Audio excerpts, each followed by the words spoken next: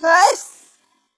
বেরাদার বেরাদার স্যার গরিবের বাচ্চা দেখে হ্যাঁ কিসে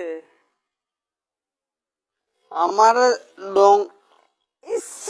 ডিসকাস্টিং আমাকে ধরবি না তোর হাত ময়লা সি কি কি কি করতে হবে মামু আনছস মামু আগে মামু দে কলম নে ময়লা না সি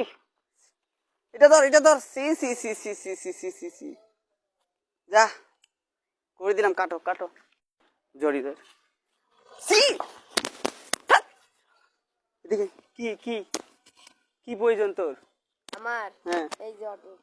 টাকা আছে আমার নাই নাই আমার কাছে টাকা নাই তো টাকা না থাকলে কিনতে যা এই সিকিউরিটি এদিকে আসো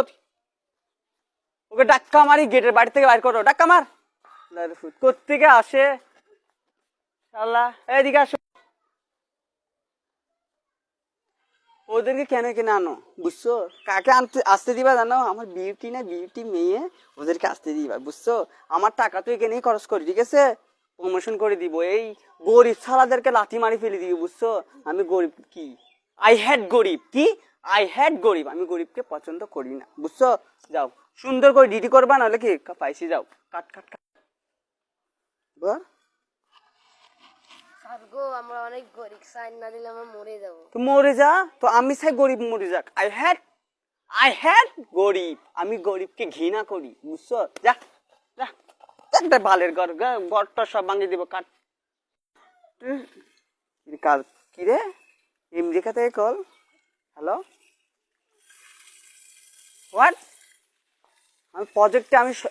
স্যার এইরকম করেন আমি একদম ডুবে যাবো আমার 600 কোটি টাকা প্রজেক্টে লাগানো আছে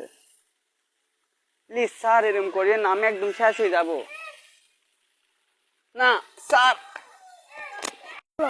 আমি শেষ হয়ে গেলাম আমি গরিবদের অনেক কষ্ট দিচ্ছি তোদেরকে আমি শেষ হয়ে গেলাম শেষ কইছিলাম রাজার হালে কই আসলাম গরিবের হালে দিকে একটা চাকরি নিতে যাই এ ভাই একটা চাকরি দাও এই ভাই না আমাকে চিনি